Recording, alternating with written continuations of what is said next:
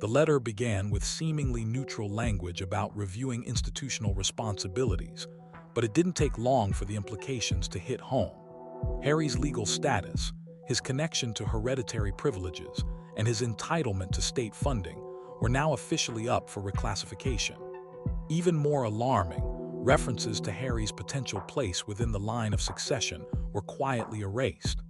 The monarchy had drawn a bold red line, and Harry found himself on the other side of it. What made the document even more explosive was what it didn't say: the omissions, the subtle rewrites of long-standing royal conventions, and most notably, the striking absence of Meghan Markle's name from several sections where it had once appeared. It wasn't revision, it was erasure. Her royal designation, once protected by the same diplomatic language used for others, was now rendered irrelevant. In its place, a vague footnote referencing her departure from royal duties and public life. For Meghan, this wasn't merely a slight. It was a deliberate and public stripping away of her identity. Behind closed doors, royal insiders confirmed that King Charles had reviewed the memorandum multiple times before giving it quiet approval. Those who were present in the final meeting described his demeanor as still, resolute, and unwavering. This was not a leak. This was a sanctioned strike, an act meant to redefine the line between family and institution. It was a clear message to Harry and Meghan: no one was above the institution. The document shocked many not only for what it explicitly stated, but also for the contradictions it introduced. Back in 2020, during the height of the Sussex departure negotiations, the palace had reassured the public that Harry and Meghan would remain respected members of the royal fabric despite stepping away from their duties. Yet this new document undermined that assurance, not with a grand announcement, but with quiet redactions and ambiguous phrasing that left legal experts scrambling for answers. Meghan's team, blindsided by the release, spent the next 48 hours trying desperately to obtain clarification or even a reversal. But none came. Meghan's communications director attempted to frame the release as procedural, something routine, but the tone behind the scenes was anything but routine.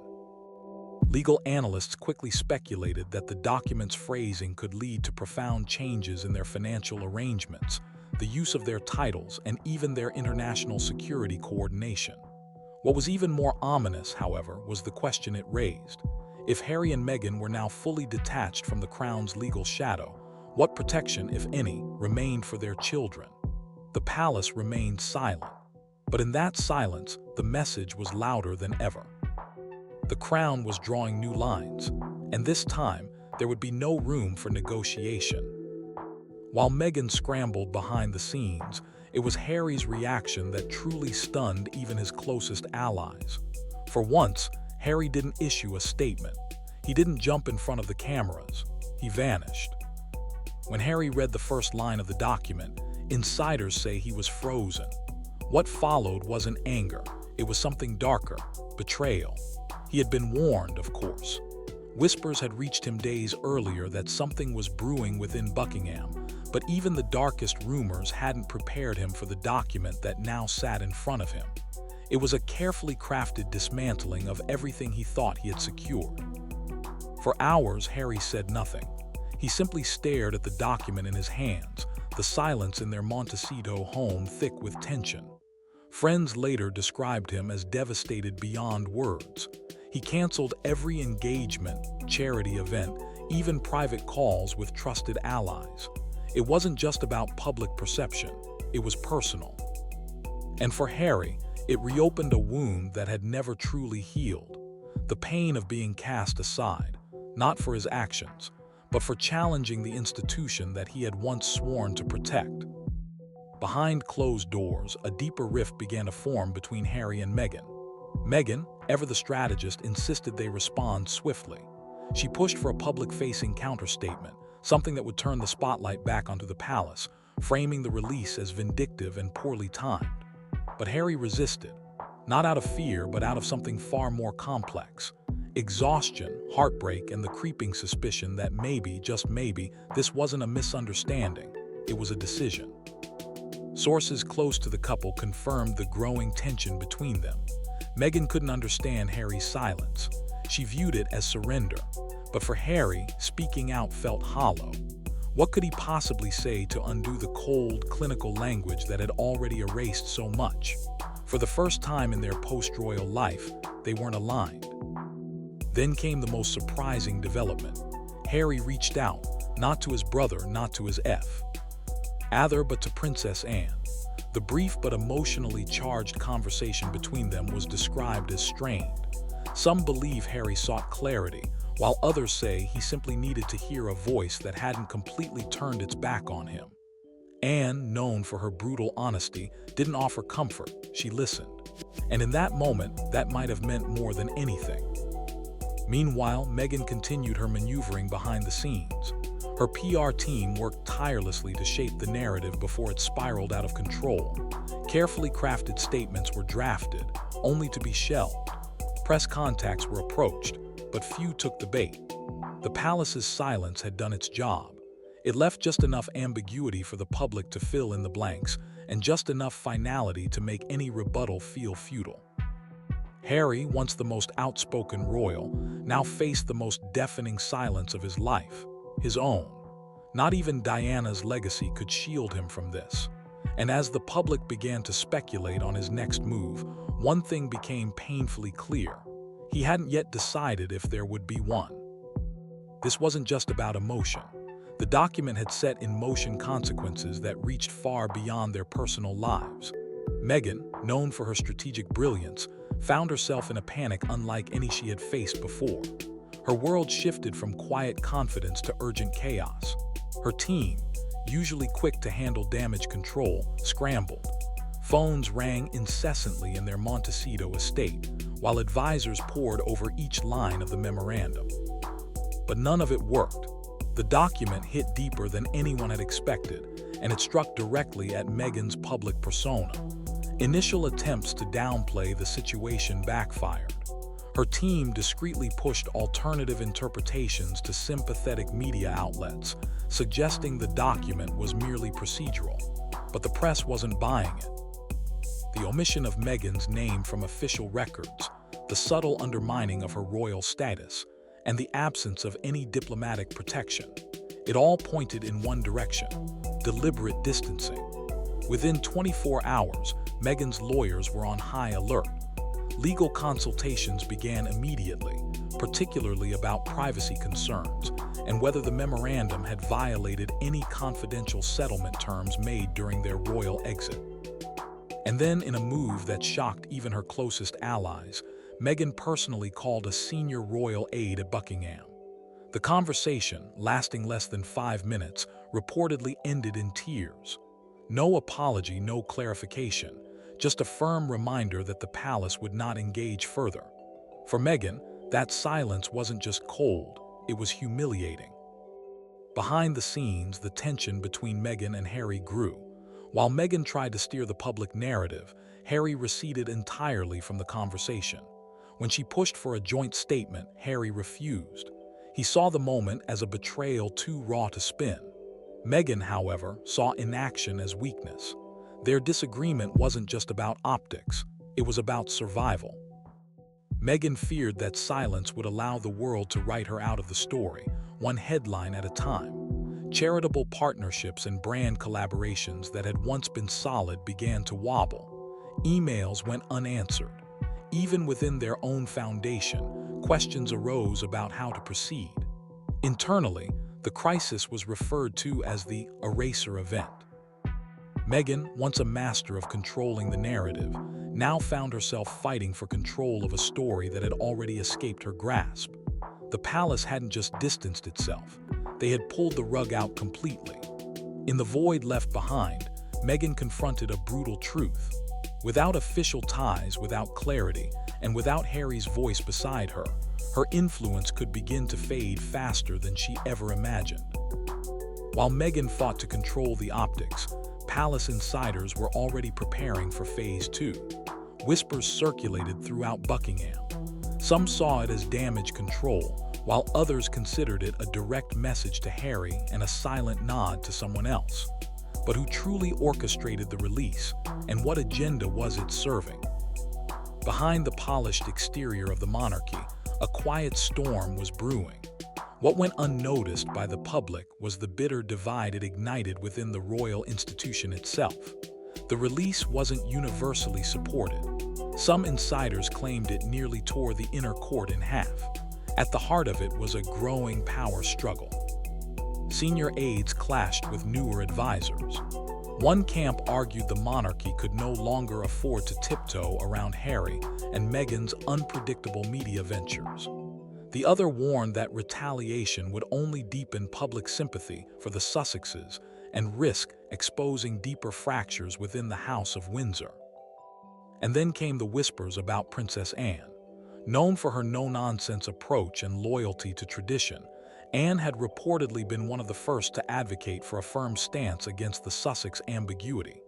Some believe it was Anne's urging that brought the document to the forefront. If true, it marked a rare but decisive move from someone often considered above the noise of internal politics. Even more curious was Queen Camilla's reaction, or lack thereof. Multiple sources suggested she was unaware of the release until it had already been signed and delivered. For someone positioned as Charles's closest confidant, her exclusion raised eyebrows. Was it deliberate? Was it a maneuver to minimize her influence? Or had Charles, for once, acted alone? What became clear was that Charles's advisors were anything but unified. Some loyal to the legacy of his late mother pushed for institution-first decisions, while others feared the long-term fallout. Alienating Harry and Meghan completely could risk making them martyrs in the eyes of the global press. Prince Edward, typically silent in such matters, was seen exiting a high-security strategy session the day after the release. Eyewitnesses described him as pale, grim, shaking his head.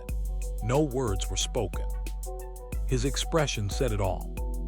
Within this fractured silence emerged what insiders called the Shadow Committee. Senior royals and trusted courtiers operating under the radar, making quiet decisions to steer the monarchy through turbulence without public consent. Their fingerprints had been on nearly every major move since the Queen's passing. Many believed the document was their doing. The goal was clear: stabilize the monarchy, eliminate distractions, regain control. And if that meant exiling Harry and Meghan, so be it. Just as the Sussexes braced for the fallout, an old wound reopened, one buried since Diana's final years. The document's most shocking paragraph referenced a clause, whispered to have been buried in the archives since Diana's passing. A clause that, if true, reshaped everything Harry thought he knew about his legacy and Meghan's place within it. Until now, this clause had been nothing more than rumor, an untold story passed between courtiers, never confirmed, never denied. But deep within the newly released memorandum was a subtle, nearly invisible footnote, referencing an attachment dating back to the aftermath of Diana's funeral. One that outlined instructions about her sons, their inheritance, and most chillingly, their future wives. The revelation shook even the most seasoned historians. A Diana-linked addendum, authenticated and dated just weeks before her tragic death, revealed that Diana had expressed concerns about the pressures the royal system might place on her children's spouses. She had reportedly requested that future title designations be subject to strict moral and character assessments, especially if either son were to marry outside the established royal or aristocratic circles. Though the language wasn't explicitly aimed at Meghan, the implications were clear. Legal advisors noted that Meghan's public controversies could conflict with the very standards Diana had hoped the monarchy would enforce. Even more damning was the clause's phrasing suggesting disqualification from certain privileges if a spouse's actions were perceived to compromise the dignity of the monarchy. For Harry, it was a revelation too painful to process. Sources close to him say he erupted upon learning of the clause's existence. His mother, the woman whose memory he had built his entire public mission around, was now being used as justification to sever his final ties to the monarchy. Privately, he raged against the narrative. He couldn't accept that Diana would have written something to be turned against his wife. He called it manipulation. Others saw it differently, though. As the clause leaked, public opinion fractured. Some royal watchers, particularly in the UK, argued that Diana's foresight had been prophetic. Others, especially Meghan's supporters, saw it as a convenient distortion of Diana's legacy, weaponized to silence the very son she fought so hard to protect. The debate raged on, and the palace, as always, remained silent. But the damage was done. What had once been a symbolic tie between Harry, Meghan, and Diana's memory was now a battleground. And at its center stood a man who suddenly no longer knew whether his mother's legacy was his shield or the blade pressed against his future. Behind the grandeur of tradition and protocol, a quiet storm was brewing within Buckingham Palace. While the public focused on the contents of the document, what went unnoticed was the deeper rift it had ignited within the royal institution itself. The release wasn't universally supported. In fact, some insiders claimed it had nearly torn the inner court in half. At the heart of it all was a growing internal power struggle. Senior aides clashed with newer advisors, each side interpreting the moment in their own way. One camp argued that the monarchy could no longer afford to tolerate the Sussexes' unpredictable media ventures. The other, more cautious group warned that a retaliator move would only strengthen Harry and Meghan's position in the public eye, making them martyrs to those who had long sympathized with their cause.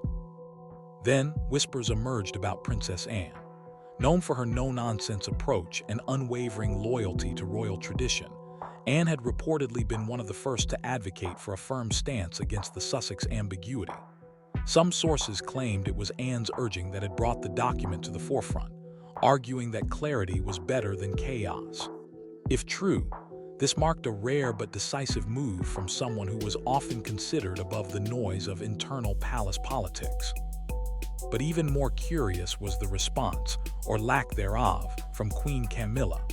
Multiple sources suggested that she was completely unaware of the release until it had already been signed and delivered. For someone so close to King Charles, her exclusion raised serious questions. Was this a deliberate maneuver to minimize her influence, or had Charles, for once, acted alone? What became undeniably clear was that Charles's advisors were anything but unified. Some, loyal to the legacy of his late mother, pushed for decisions that prioritized the institution. They argued that the crown needed to protect itself from anyone who would defy it. Others, more modern in their approach, feared the long-term consequences. Alienating Harry and Meghan completely could risk turning them into symbols of defiance in the eyes of the global press, a narrative the palace had long tried to avoid. Prince Edward, who usually remained silent during such matters, was seen exiting a high-security strategy session the day after the release.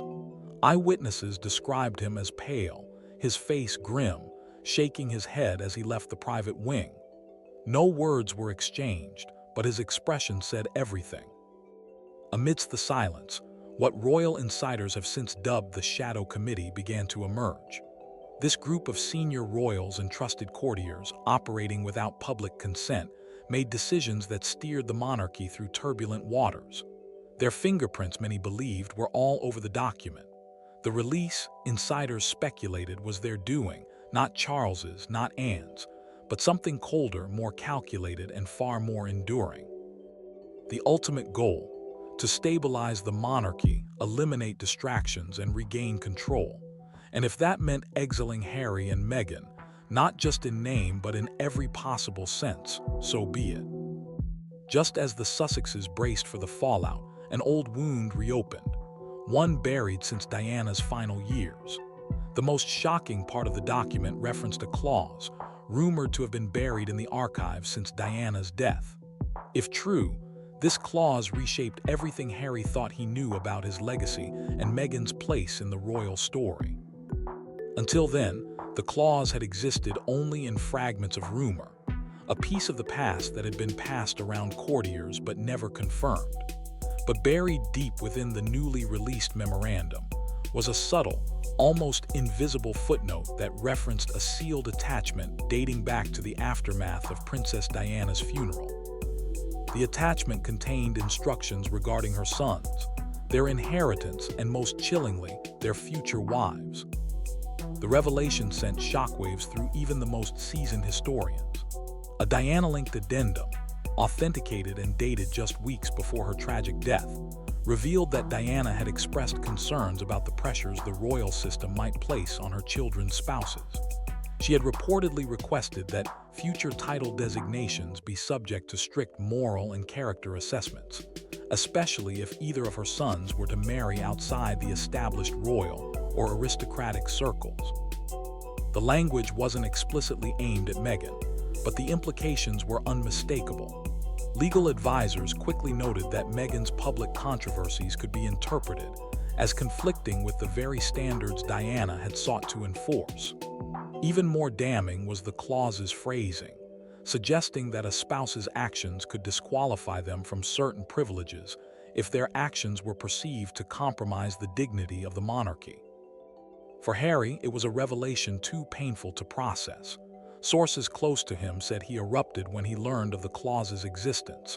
His mother, the woman whose memory had shaped his public identity, was now being used as justification to sever his final ties to the monarchy. Privately, he raged against the narrative. He refused to believe that Diana would have written something that could be turned against his wife. He called it manipulation. Others, however, saw it differently. As the clause leaked, public opinion began to fracture. Some royal watchers, particularly in the UK, argued that Diana's foresight had been prophetic, that she had foreseen the chaos that could arise from marrying into celebrity rather than duty. Others, especially supporters of the Sussexes, saw it as a convenient distortion of Diana's legacy, weaponized to silence the very son she fought so hard to protect. The debate quickly spread online, with hashtags trending and news outlets scrambling to verify the clause's authenticity. But the palace remained silent. In the quiet that followed, the damage was done. What had once been a symbolic tie between Harry, Meghan, and Diana's memory was now a battleground, with Harry left at the center, unsure if his mother's legacy was his shield or the blade pressed against his future. While the media dissected Diana's posthumous voice, a far more pressing matter was brewing: Harry's private communications with King Charles. What had begun as silence had now erupted into a tense exchange. Sources confirmed that King Charles and Prince Harry did communicate through intermediaries, but what was said left the palace rattled and Harry more conflicted than ever. After days of emotional paralysis and private fury, Harry finally responded, not with a public statement but with a sealed letter hand-delivered to Clarence House. Insiders described the letter as restrained, even respectful, yet filled with sorrow and frustration. In it, Harry didn't lash out. Instead, he asked direct questions. Why now? Why this way? And most crucially, was this truly his father's decision, or was it influenced by those desperate to silence the past? What came back was what Harry had hoped for. The king's response was formal, carefully drafted, and above all, cold. It thanked Harry for his concerns and acknowledged the complexity of recent developments, but it offered no apology, no explanation, and no acknowledgement of the pain it caused. Buried within the paragraphs was a single sentence that cut deeper than any headline. Every decision, especially those made in public defiance, carries its own consequences over time. It was, in essence, a warning. Meghan was livid. She reportedly felt the wording wasn't just dismissive, it was a personal attack. To her, it felt like Charles reinforcing the idea that their choice to step away from royal duties had finally been weaponized against them. She urged Harry to respond again, this time with sharper language. But Harry refused. His silence, once a source of tension, had now become his only form of control. The letter reignited a long-dormant issue: the status of Archie and Lilibet. Legal scholars quickly pounced on the ambiguity in the original document and Charles's latest letter, pointing out that the children's titles, while technically inherited, were now in a gray area without formal confirmation from the monarch. They risked becoming symbolic at best, contested at worst. This wasn't just about names. It was about protection, inheritance, and legacy. Meghan, already enraged by the clause tied to Diana, saw this as the final insult, a deliberate effort to erase her children's place in royal history. And though Charles said nothing directly about the titles, the silence spoke volumes. There would be no clarification, no validation, only delay. Behind the scenes, speculation began to grow that Queen Camilla had played a significant role in shaping the tone and timing of Charles's reply. Multiple sources suggested that drafts of the letter had passed through her office. Though she hadn't dictated its content, her influence was unmistakable. For Harry, this realization cut deeper. His father wasn't just distancing himself. He was listening to voices that had long sought to marginalize Harry's place in the family. For the first time, Harry reportedly admitted privately that the fracture may now be permanent, not because of scandal, but because of calculation. Love had given way to politics, and diplomacy had replaced the bond between father and son. And while Harry grappled with his father's icy detachment, the real danger lay in what Meghan had decided to do alone. Cornered, isolated, and seeing the narrative slipping from her grasp, Meghan made one final move, not from London but from California. This move, bold and risky, could either redeem her legacy or destroy it for good.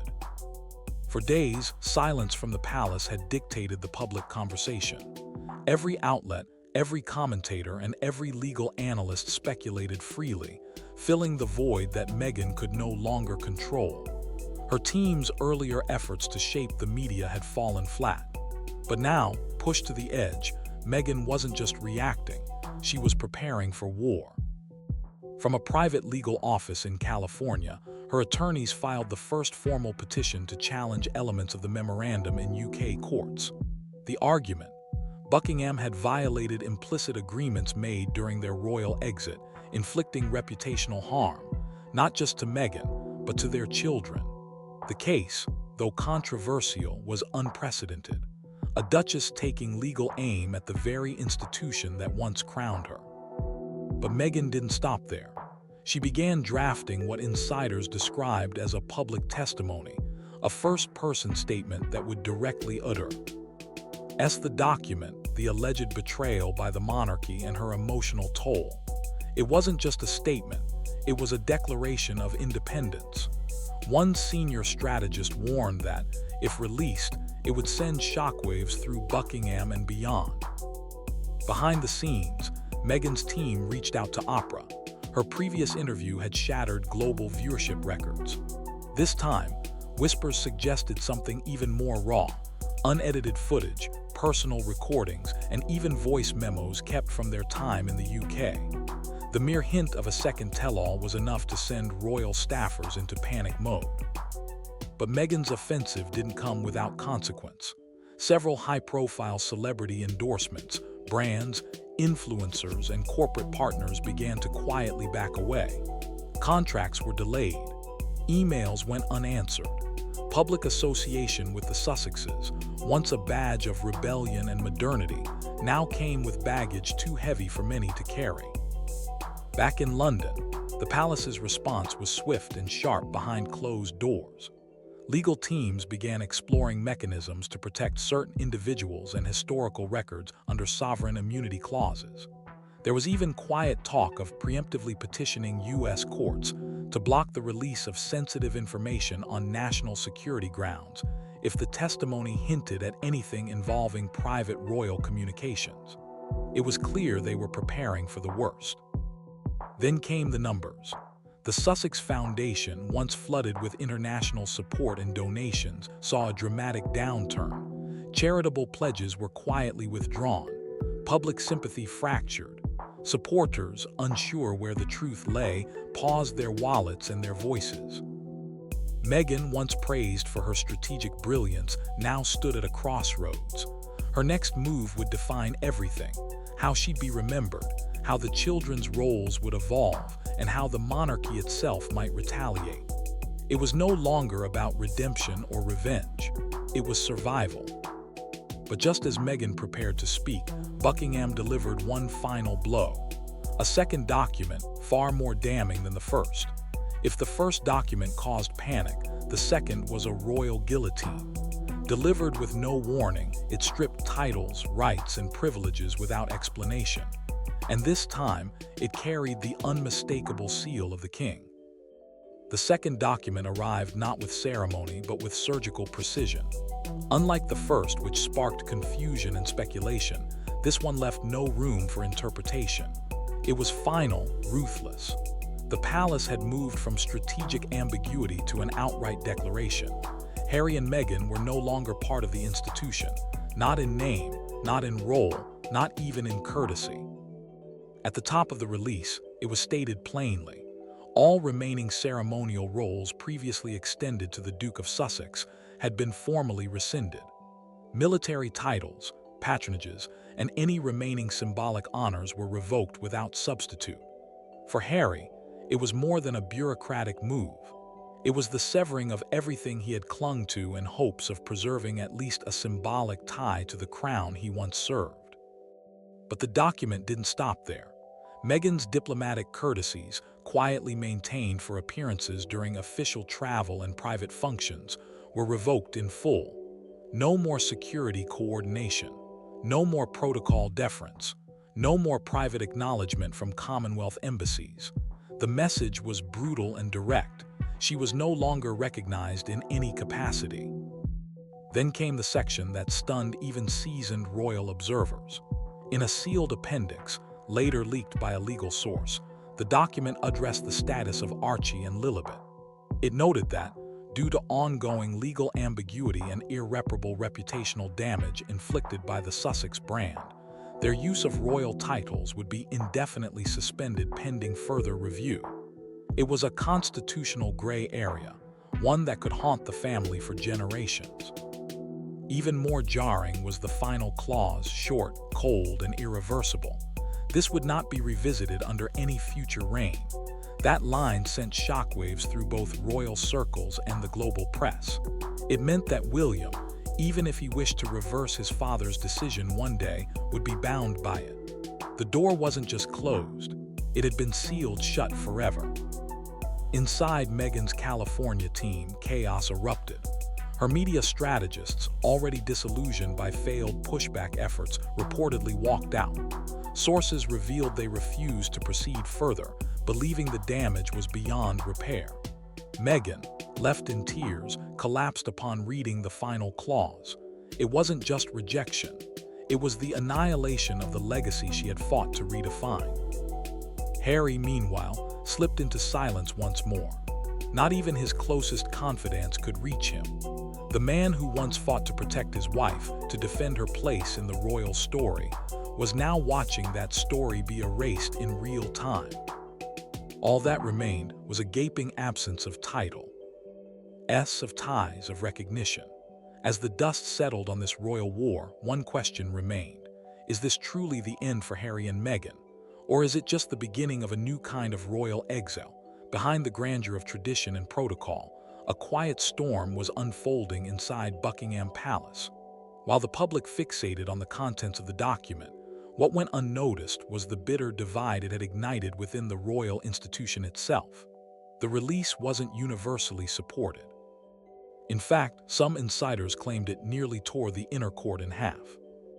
At the heart of it all was a growing internal power struggle. Senior aides clashed with newer advisors. One camp argued that the monarchy could no longer afford to tiptoe around Harry and Meghan's unpredictable media ventures. The other warned that retaliation would only deepen public sympathy for the Sussexes and risk exposing deeper fractures within the House of Windsor. Then came the unexpected whispers about Princess Anne. Known for her no-nonsense demeanor and quiet loyalty to tradition, Anne had reportedly been one of the first to advocate for a firm stance against the Sussex ambiguity. Some claim it was her urging that pushed the document to the forefront, arguing that clarity was better than chaos. If true, it marked a rare but decisive move from someone often considered above the noise of internal politics. Even more curious was Queen Camilla's reaction, or lack thereof. Multiple sources suggest she was completely unaware of the release until it had already been signed and delivered. For someone positioned as Charles's closest confidant, her exclusion raised eyebrows. Was it deliberate? Was this a maneuver to minimize her influence? Or had the king for once chosen to act alone? What became clear was that Charles's advisors were anything but unified. Some loyal to the legacy of his late mother pushed for institution-first decisions, while others, more modern in their approach, feared the long-term fallout. Alienating Harry and Meghan completely could risk making them martyrs in the eyes of the global press, a narrative the palace had long tried to avoid. Prince Edward, usually a silent presence in such matters, was seen exiting a high-security strategy session the day after the release. Eyewitnesses described him as pale and grim, shaking his head as he left the private wing. No words were spoken, but his expression said enough. Within this fractured silence emerged what royal insiders have come to call the Shadow Committee, a group of senior royals and trusted courtiers operating under the radar, making quiet decisions, steering the monarchy through turbulence without public consent. They're not officially acknowledged, but their fingerprints have been found on nearly every strategic move since the Queen's passing. The document, many now believe, was their doing. The goal: stabilize the monarchy, eliminate distractions, and regain control. And if that meant exiling Harry and Meghan in more than name, so be it. Just as the Sussexes braced for round two, an old wound reopened, one buried since Diana's final years. The document's most shocking paragraph referenced a clause, one whispered to be buried in the archives since Diana's passing. A clause that, if true, reshaped everything Harry thought he knew about his legacy and Meghan's place within it. Until now, this clause had existed only in fragments of rumor, a story passed between old courtiers, never confirmed, never denied. But buried deep in the newly released memorandum was a footnote, subtle, almost invisible, that referenced a sealed attachment dating back to the aftermath of Princess Diana's funeral. One that contained instructions regarding her sons, their inheritance, and most chillingly, their future wives. Within hours, senior archivists were summoned. What they discovered shook even the most seasoned historians. A Diana-linked addendum, authenticated and dated mere weeks before her final trip to Paris. In it, Diana expressed concerns about the pressures the royal system might place on her children's spouses.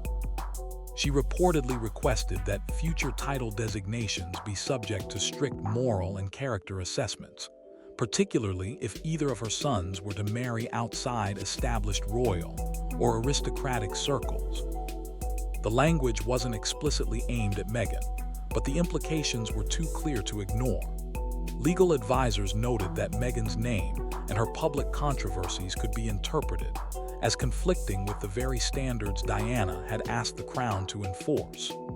Even more damning was the clause's phrasing that suggested disqualification from certain privileges if a spouse's actions were perceived to compromise the dignity of the monarchy. For Harry, it was a revelation too painful to process. Sources close to him say he erupted upon learning of the clause's existence. His mother, the woman whose memory he had built his entire public mission around, was now being used as justification T. Oh, sever the final ties that bound him to the monarchy. Privately, he raged against the narrative. He refused to believe Diana would have written something that could be turned against his wife. He called it manipulation. Others saw it differently. As word of the clause leaked, public opinion began to fracture. Some royal watchers, particularly in the UK, argued that Diana's foresight proved prophetic. Others, especially supporters of the Sussexes, called it a convenient distortion of Diana's legacy. The debate raged on, and the palace, as always, remained silent. But the damage was done. What was once a symbolic tie between Harry, Meghan, and the memory of Diana was now a battleground. Harry, Meghan, and their legacy within the royal family now hung in a precarious balance, teetering between the future and a past they could never fully escape.